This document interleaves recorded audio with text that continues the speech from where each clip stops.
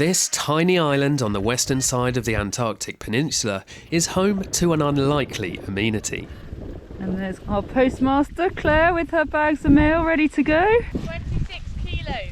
Yep, that's right.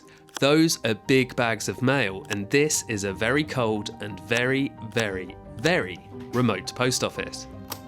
It's part of a heritage site at Port Lockroy Harbour, the UK's first permanent Antarctic base, which has been a refuge for explorers, scientists and tourists for more than 75 years.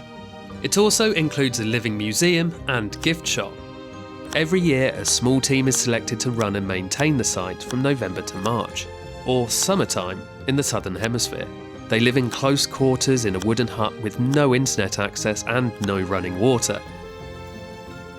Oh, and did we mention the penguins? Let's just say they can get a little pungent. Training for the team begins over 8,000 miles away during British summertime. But who would really want a job like this?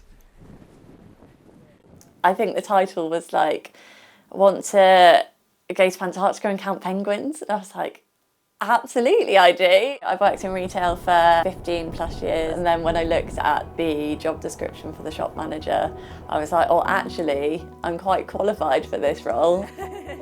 You're living, working on top of each other all the time, and there's nowhere to go. So this is what this weekend's all about. There's a bunk room, they're all living for the weekend on top of each other, and we're trying to kind of emulate that a little bit. I got pretty invested in it, so a lot of my procrastination for my exams was spent watching videos about Port Lockroy and Antarctica. When I got the offer for the job, my first reaction was like, no way. Yeah, to have it as a job straight out of university is just a dream come true. I've known about Port Lockroy for a long time, and I have serious concerns that the glaciers and this landscape won't be there for much longer, so I felt that the imperative to get out there and experience it for myself as soon as possible.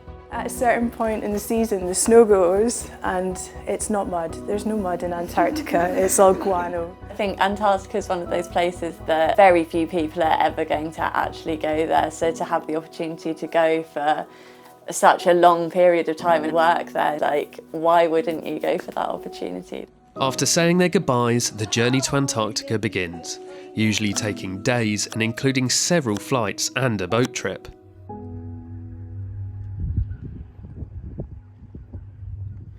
So we've arrived at Port Lockroy, and there's penguins everywhere. I've just finished excavating a window. I'm basically level with like the top of the roof of the Nissan. Once they've settled in and met their new neighbours, the real work begins.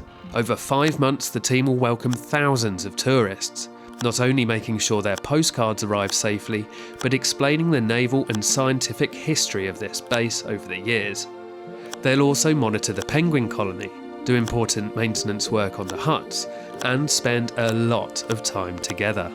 In some ways it is bonkers looking after heritage in this incredibly difficult environment, but it's very important, and we're representing and telling a story of a period of Antarctic history that is little told. Antarctica is like nowhere else on Earth. It is extraordinary. The scale of it, it's so pristine, the air is so clear. Suddenly you feel very small.